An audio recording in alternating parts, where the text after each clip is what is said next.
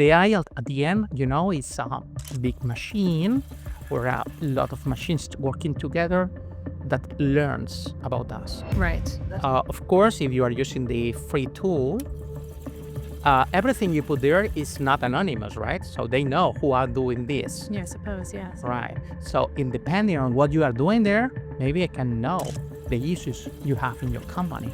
You cannot ask to the AI for a final result. You know that technology always is quicker than the regulation, right? Yes.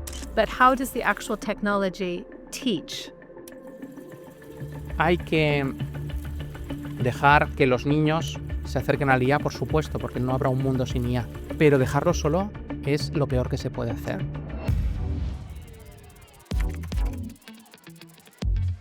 Welcome to Talks by St. Paul's. We are very excited to be here today with David López.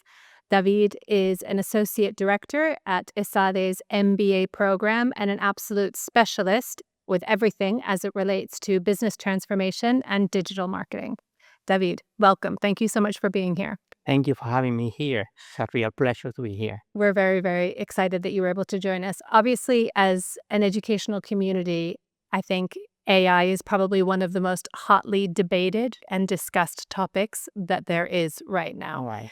There's people who think that AI is going to change our lives for the better, that it's going to free us up with more time to be creative.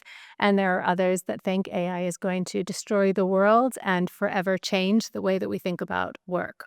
Right. What are your thoughts? Yeah, the thing is that really, when you attend an event of AI, you're going to find not only these two options that you are saying, but we have 4 options, right? So you have debate on something very optimistic. It's going to help a lot to everyone. Mm-hmm. The other that you are saying is the pessimistic.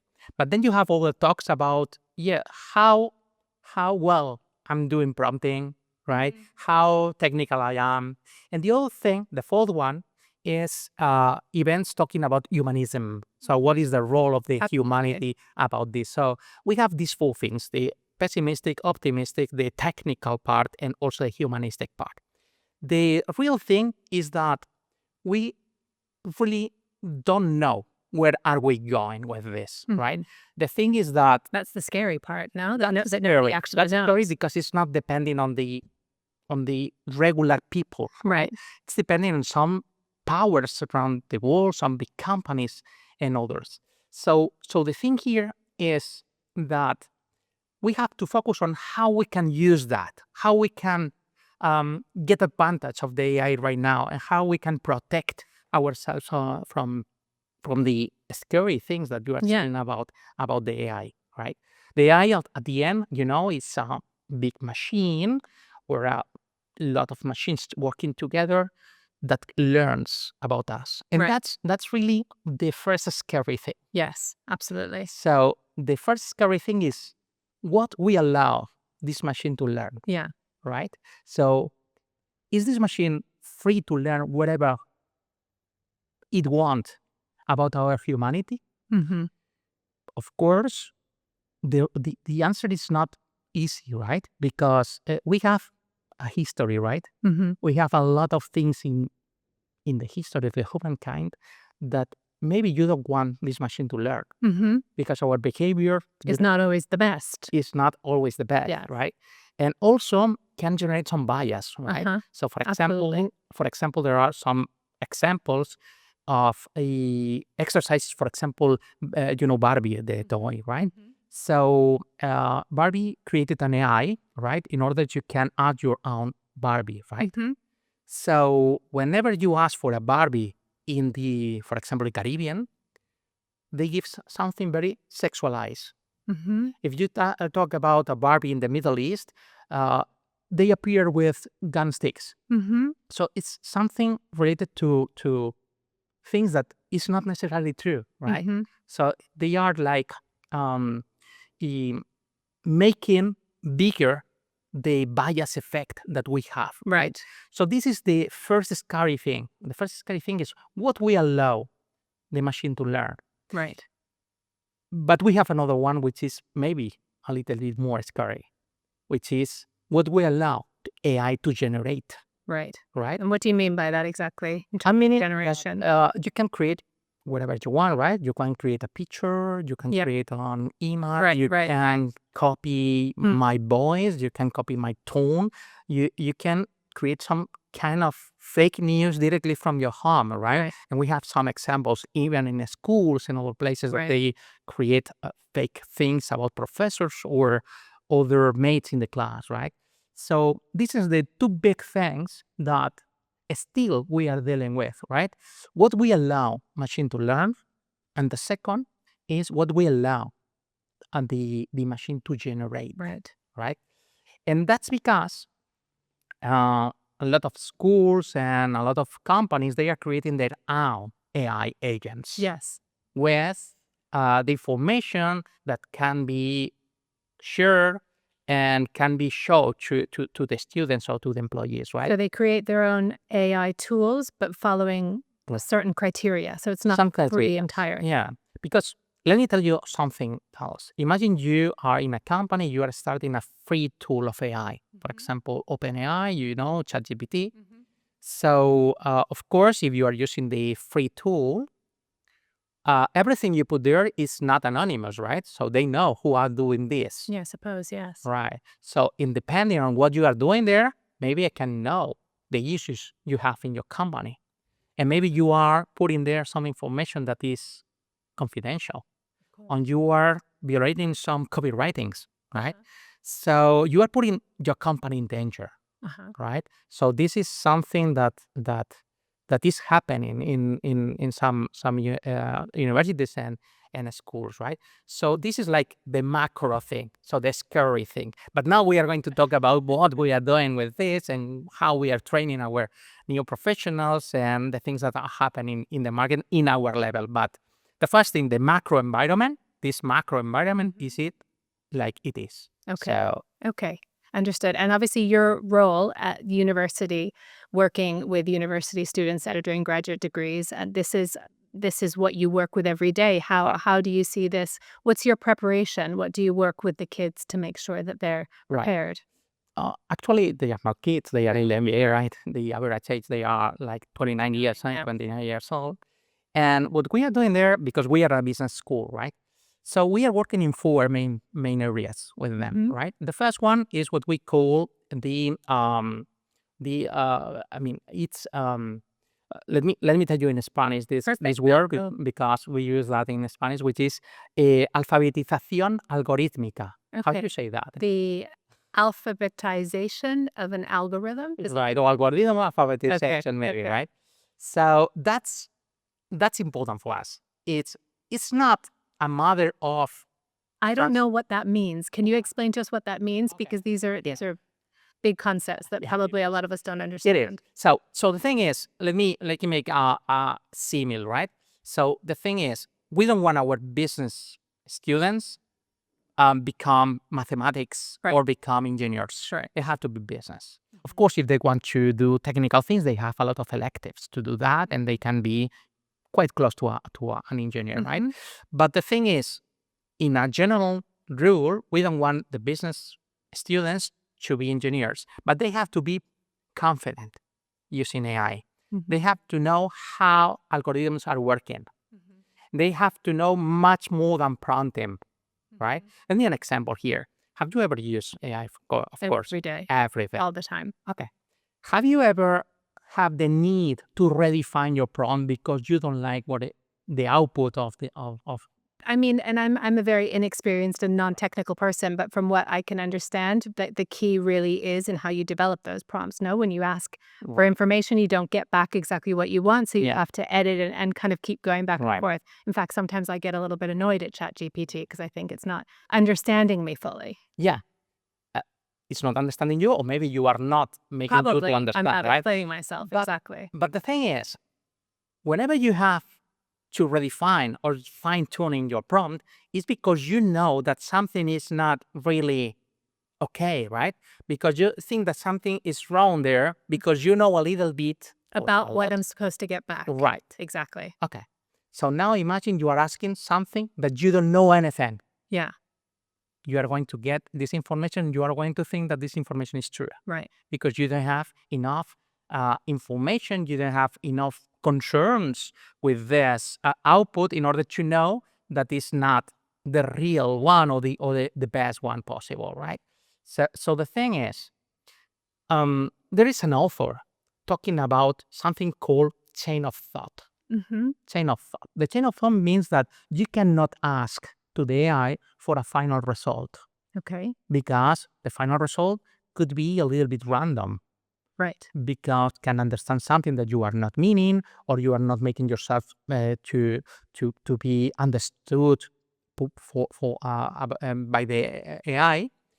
So you have to ask about the steps in order to arrive to a final result. Okay. For example, imagine you say someone in a basic way can say, okay, could you write me 1,000 words about AI? The answer is going to be super random because this is something that, I mean, really, it's very broad, right?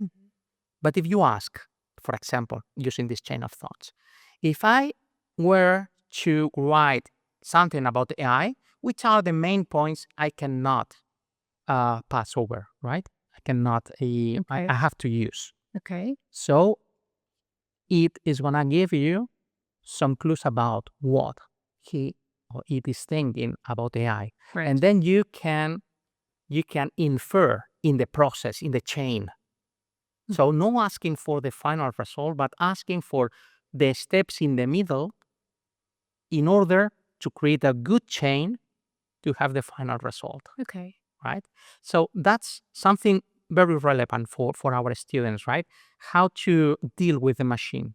How to deal with the machine, but not only from the point of view of the prompting, but also how it's working inside, which kind of algorithms we have to use. For example, in ChatGPT, it's just a simple example, but in ChatGPT, you have several engines inside.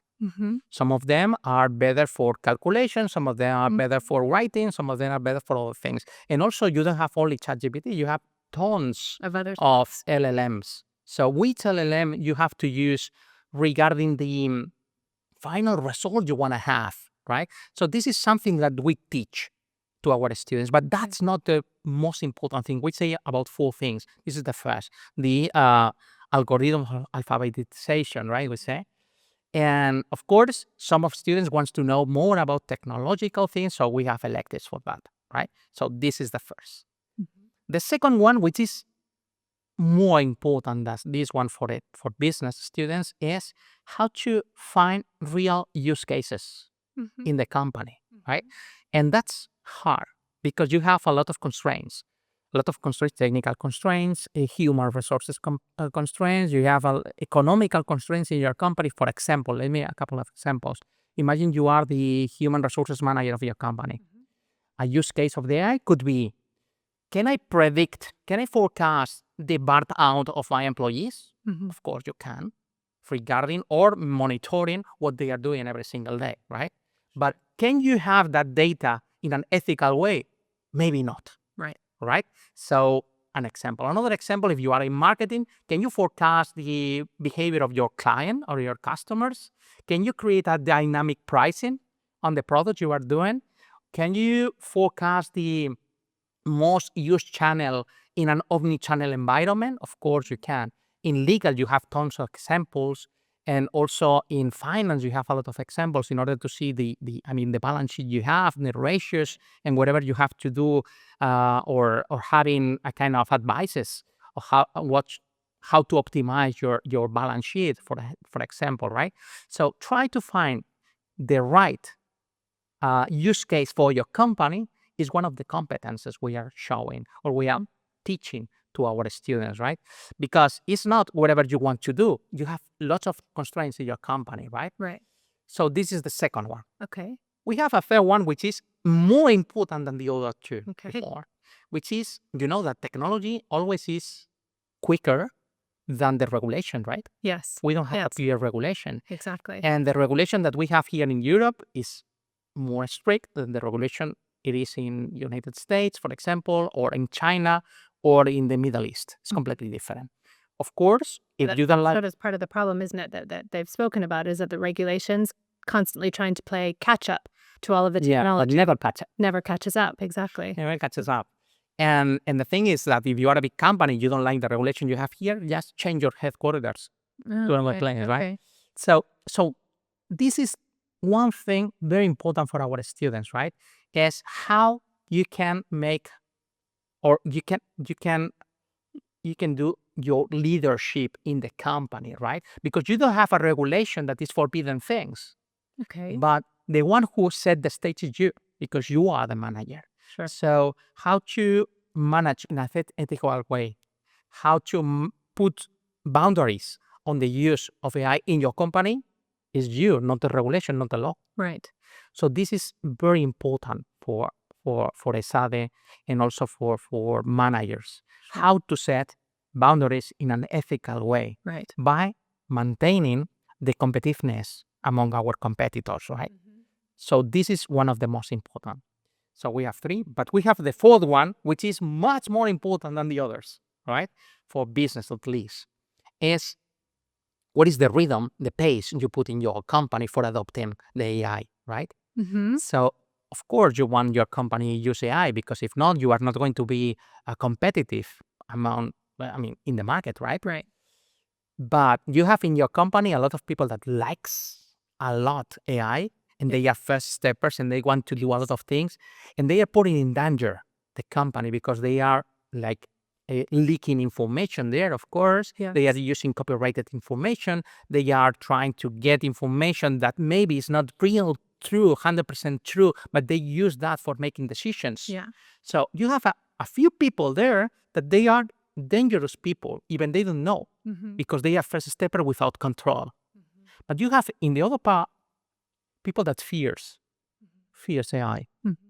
So you, our students, as a future leaders, has to equalize that. You have to explain these early adopters the dangers, the risk they are facing, and you have to empower the people that are fearing or they fear about the AI, right? So how you put all together your company in order to embrace AI, what's the rhythm and what's the maturity you want to have in your company. And that's really one of the most dangerous and the most, let me tell you, could be one of the most important new soft skills for a manager, right? Really? How to make AI to flow in your company without putting in risk the company and without letting apart people that are feeding this, right?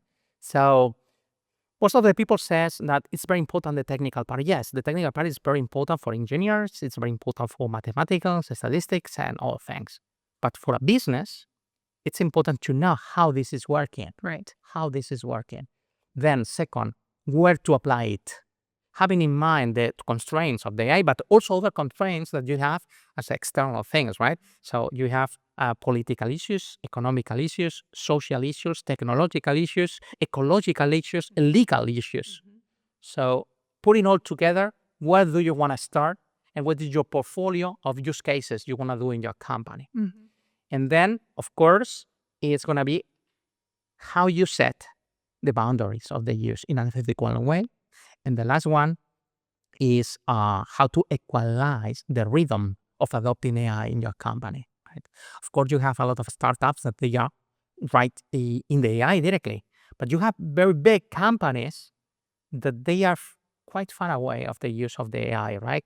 So the bigger is your company, the harder is adapting this to all the people that is working there. Sure. And I think, like you were saying, the difficulty is the kind of ever-changing nature of the landscape, no? Yeah. I mean, here at school, one of the big concerns around AI, particular with educators, but as well with families, is how we can ensure that we're really developing in students, whether they're 5 or 8 or 18, know that this kind of ability to think critically, to be able to assess critically. You've mentioned a lot in what you were speaking about before, this kind of punto, no, de integridad, the ethical part of things. I think that there's a huge responsibility in terms of healthy and safe use, especially I know that your students are much older, ours are much younger. Yeah. how do you see that difficulty? Because obviously for the kids, it's much easier. I mean, even 10-year-olds, they go home and with their homework and they're very, very quick and they look into ChatGPT. That's obviously one of the concerns. But then there's also tremendously exciting opportunities to think that you have a student that has certain difficulties or you want to reinforce certain aspects of the curriculum. Why can't we use AI to develop individual tutoring plans? Right. Yeah, that's a very interesting question. Let me start by telling to you something that it's obvious. So you know that kids that are 5 years old, that they are entering the school right now, they haven't experienced a life without AI. I know, it's hard for us to imagine that. Right. Yeah. So whenever they grow up, they cannot remember anything without AI because they were born after the release of, for example, OpenAI ChatGPT, right? Yeah. But also, if we don't talk about the age, which is, I mean, or the year that AI appeared, what was in 2021, if we talk about the remembering capacity of the students, maybe students in 10 years old right now, they cannot remember a life without AI. So this is not really if we have to adopt or not. We have to adopt AI. It's already there. when and how. Yeah. When and how. Because the same thing happens, for example, a kid which is now 16 years old. He cannot remember a life without a smartphone and social media. Yeah. And it's the same thing that if you think in a young professional, which is 23, 24 years old, he cannot remember a life without internet, right? So we cannot say, hey, you cannot use that. Now, the thing is that the new tool, which is this AI, has a lot of possibilities. And one of the best things, but also is the worst thing, is that it's quite open and broad. You can ask whatever you want. Hugely. That's the thing.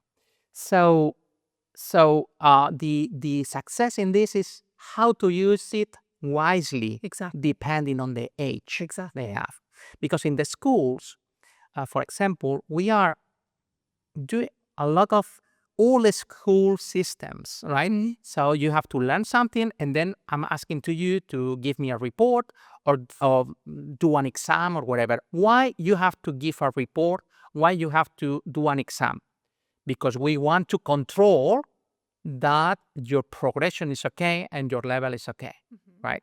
So if you're using ChatGPT for giving this result, you are cheating because you are saying to your professor that this is your level, and that's not true. Exactly. Because this is not your level. You are answering something that the machine is answering there. Maybe it's random okay or random not okay, but you are not showing what is supposed to be shown, right? Because at the end, you are cheating the system. The system needs you to have to do an exam, and if you give the results of the exam, no one is winning. Right? So the thing is how we can use it, right? So for example, we have here a study that we did in that is going to appear in El País in 2 weeks' time that I'm going to share with you later on if you want, right? Which is in the age of 3 to 6 years old, kids are developing languages, basic curiosity. They want to recognize the environment. They have the sensorial exploration. Absolutely. Right? So in this part, AI can help. If the use is control, right? For example, you can have interactive games, for example. You can have some questions that can be answered. You can also recognize or show different colors or show different animals and ask things. So it's a kind of the same thing you are showing, for example, with the slides or with picture, whatever is an easy way to create this, right? But of course, here we have some risk if you abuse that, right? So, for example, if you abuse that, maybe you are putting apart the interaction with another professor, human professor, right? You are putting apart the interaction with the family, or you are putting apart the interaction, something that happened also with mobile, right? Yeah. Because there are a lot of families that they go to a restaurant, and in order the kid is going to be quiet, they give the tablet or whatever, right? Absolutely. You see it all the time on the Right. bus and the Yeah. restaurants. Yeah. So this is the risk. The risk of tablets is that it's preventing to have more interaction with the kid. It's preventing the development of other really important Right. skills. Right. That's the thing. So if you use this tool as a help for doing things, Mm-hmm. right, it's okay. But the thing is that it's hard because you don't have any boundary. Right. No one is watching you. No one is setting the rules. No one is saying to you, hey, only use for this. Right. Some schools are starting on this, are creating their own AI agents, Okay. and they are putting the rules for parents in order to say, hey, you can use that, but only for this, Okay. right? Interesting. So, but it's hard. Why is hard? Because, you give rules to the parents of the kids, and the parents, you don't know. They don't always follow the rules. They don't always follow the room. They think that the kids is the unique in the world and is different to the others. And this rule is for others, so not for my kid. Exactly. Something like this. Yeah. As a general, of course, there are families that are not doing that. But I'm going to the topic, right? Right. So that's the thing. For example, there is a study from the MIT. Mm-hmm. Was published in 2025 this year in July. I can share with the audience if they want, right? Yeah. That they compare the electrical signals of the brain in three different subjects, three different humans, right? Okay. Persons, right? So one is writing an essay Mm-hmm. by his own or her own. Okay. And writing pen and paper. Pen and paper. Okay. The second one is doing the same, but in a computer. Okay. Typing. Typing. And using a Google. Using Google. Using Google for helping in some things. To write an essay. Yeah, for example, to try to find some extra information, try to find some years, some bibliography, whatever. So Okay. with the help of Google. And the third one is typing in the computer, but with the use of generative AI, right? What do you think happens? Well, I think that probably you could see a lot more happening in the brain with the person that was actually, no, let me think. My initial response would have been said that you would have seen a lot more going on in the brain with the student that was probably writing pen and paper. But actually, I'm not sure now. I think maybe it's the person that has access to Google and can do the research and pull things together themselves. Yeah, he can do that offline. Maybe they have this information, then go to write my pen and paper. So of course, the activity of the brain was much bigger. Yeah. Handwriting, of course. The second one was with Google, and the third one, which is quite low, using this using LLMs. And the title of the paper is in Spanish is la deuda cognitiva que genera los LLMs also. But this is kind of the concern, and it goes back to the example that you were saying before. It's an incredible tool. It's a fantastic tool for generating information. Right. But if you have learners and kids that are at specific developmental stages where they're not developing that capacity to think critically, to question inquisitively, then I imagine, and I'm not a neurologist, that brain development is not. This study from the MIT that was published in July 2025, that the name is, in Spanish, is La Deuda Cognitiva. That it means that, the experiment was, they have three persons, and the first one was asked to write an essay, handwriting. With paper and pen. Perfect. Of course, for preparing this report, maybe he can use whatever he wants, but at the end he has to handwriting this by his own. Okay. Right?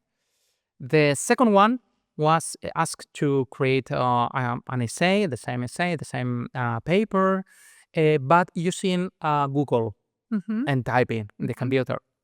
And the third one, the same exercise, but he can or she can use LLMs, ChatGPT, for example, right? And they measure the activity of the brain. Right.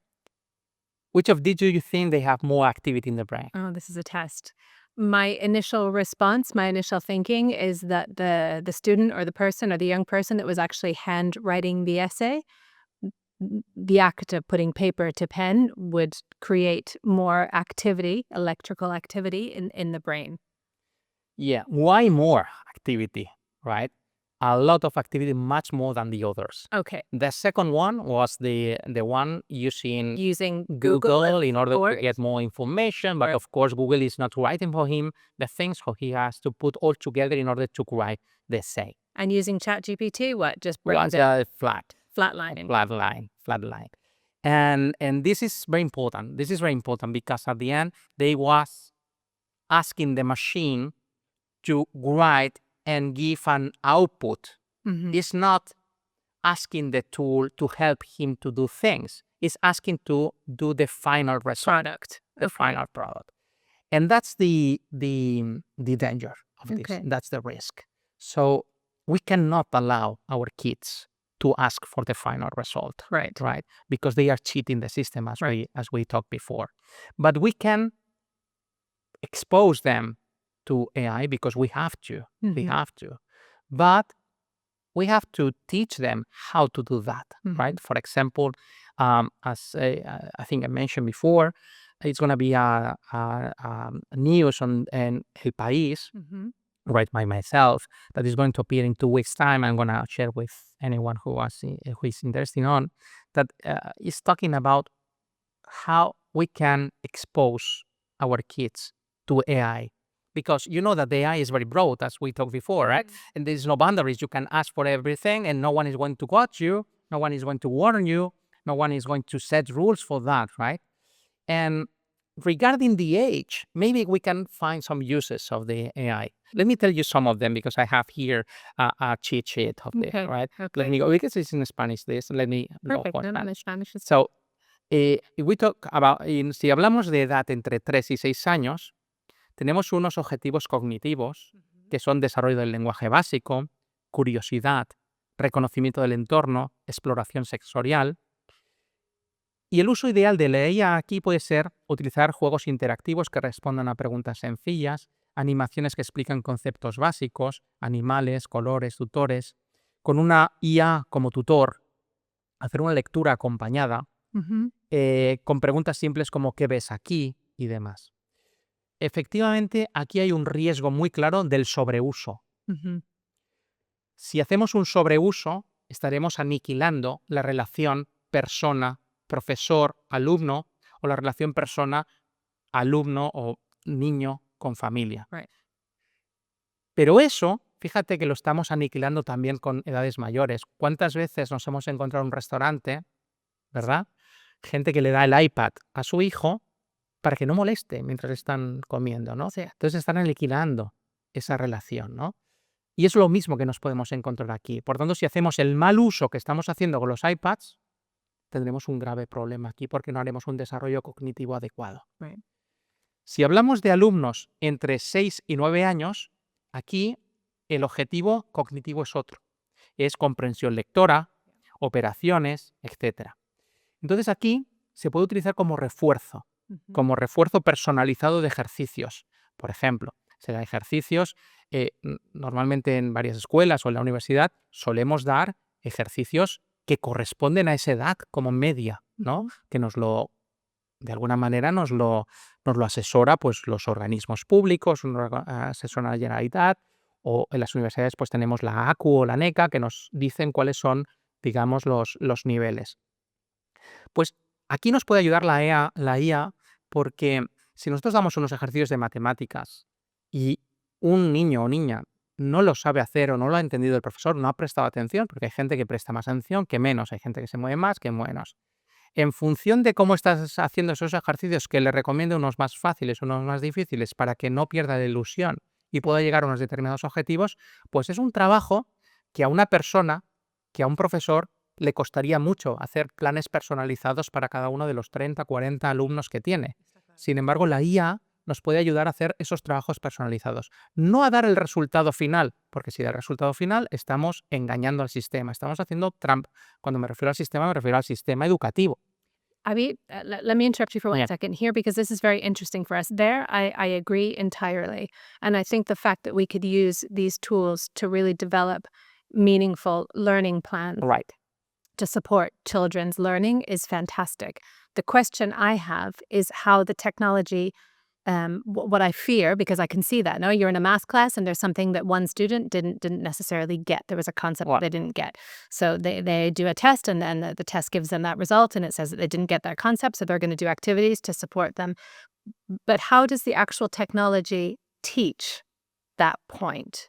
No, it's very good at generating resources, generating new problems, but it doesn't actually ever replace the teaching that Never. happens in the classroom. Never. Exactly. So this tool should not be designed for teaching. Right. Should be for a helping Support. tool, supporting tool Kind of. for the teacher, Mhm. right? In order to maybe equalize the level in a class, Yeah. or give the opportunity to everyone to understand the topics in the pace, in the rhythm they need, right? But never for getting new topics or for teaching purposes, right? In this age at least. Okay, so Right. this was what was it, 6 to 9, did you say? 6 to 9. 6 to 9, okay. Right. That's good. Then we have 9 to 12, and los objetivos cognitivos de 9 a 12 es razonamiento, estructuración de ideas, Ajá. habilidades de expresión escritas. Entonces, aquí el uso ideal es tutor de redacción que no que haga el trabajo, sino que señale errores, sugiera mejoras, aplique estilos, generación de contraejemplos, simulaciones interactivas, pedir que la IA haga de antagonista, que debata sus ideas, que le ponga problemas, que le haga preguntas. Wow. No que lo escriba. No, claro. Si lo Es el- escribe, nuevamente estamos entrando en uno de los riesgos del abuso, porque podríamos entrar en la paradoja de la máquina me hace la tarea Claro. y el profesor no se enterará, porque luego el profesor me va a pedir qué prompts he utilizado. Pues tan fácil como pedírselos. Mi profesor me va a pedir prompts. No quiero que se note que me lo has hecho tú. Por favor, ¿qué prompt le pongo? Y te da el prompt. Sí, sí. Por tanto, no tendría sentido. Eso sí, de 9 a 12. Vale. Déjame ir de 12 a 15. Aquí ya pensamiento crítico, investigación, elaboración de proyectos. Aquí ayuda para estructurar ensayos, esbozar argumentos, sugerir fuentes, hacer un debate asistido, ¿no? Por ejemplo, el riesgo otra vez es que le pida el output final, Claro. es que le pida el trabajo hecho, ¿verdad? De 15 a 18, síntesis, originalidad, investigación profunda. Entonces, aquí es importante que el alumno proponga tesis e hipótesis y que la IA sirva de herramienta de refinamiento, modelado de escenarios, generación de alternativas o críticas. El riesgo es exceso de delegación del pensamiento, plagio automático, desconexión con el trabajo, ¿verdad? Y después ya, si quieres, vamos a adultos. Y en adultos, que ya pues en universidad o jóvenes profesionales, aquí creatividad, innovación, transferencia de conocimiento hacia aplicaciones más prácticas. Entonces la IA como asistente creativo y analítico, reducción de áreas administrativas, revisar argumentos, modelar escenarios, pensamiento polifacético. Pero el riesgo aquí es convertirse en un usuario pasivo, que la IA tome el control de su vida, ¿no? Exacto. ¿Qué está pasando? Sí. ¿Qué está pasando? Por tanto, aquí efectivamente nos estamos encontrando que la IA tiene un rol muy interesante en cada etapa de la vida, pero la herramienta es tan poderosa, sin límites y sin supervisión, que el reto fundamental es que se use como se tiene que usar, ¿no? Entonces, unas buenas rúbricas, unos buenos sílabos y acompañamiento de las familias y supervisión de las familias mientras están haciendo esto es lo que es la clave. Dejar al niño que haga cosas solas es muy fácil que se degenere hacia pedir el resultado final. Absolutely. Y el resultado final tiene dos problemas fundamentales. Uno, es que, como decíamos y en el estudio que hemos comentado, te puede generar una deuda cognitiva respecto a otros que no lo están haciendo, por tanto le ponen desventaja en el mercado. Pero si lo sigue haciendo, es posible que el resultado que le esté dando la IA no sea verdad o suficientemente verdad para tomar una decisión, ¿sabes? Y esa decisión en una empresa puede ser catastrófica en el futuro. Y esa decisión puede ser catastrófica en un ambiente social o en un ambiente de tomar una decisión de una carrera universitaria o de lo que se quiere estudiar. Por tanto, los riesgos son altísimos. Sí. Por tanto, hay que dejar que los niños se acerquen a la IA, por supuesto, porque no habrá un mundo sin IA. A ver si hay mundo, primero. No habrá un mundo sin IA, no lo han conocido.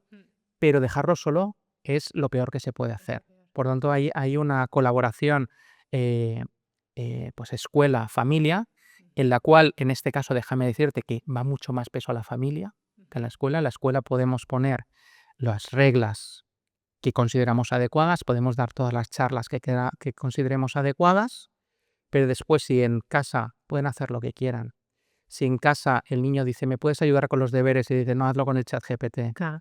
O cosas así, ahí estamos haciendo un flaco favor al hijo. Tendremos el beneficio inmediato. Mi hijo ha sacado un 10 en este exei. Bien. ¿Aprendió? No. ¿Tiene una deuda cognitiva? Sí. Respecto al que no lo ha hecho. Y el conjunto de deudas cognitivas hace que se quede retrasado respecto a los demás. Scary. Scary. Absolutely. Right. Fascinating. Thank you so much for your time. No, thank you for having me. Really, really interesting. Thank you for joining us at Talks by St. Paul's. We look forward to seeing you at the next one.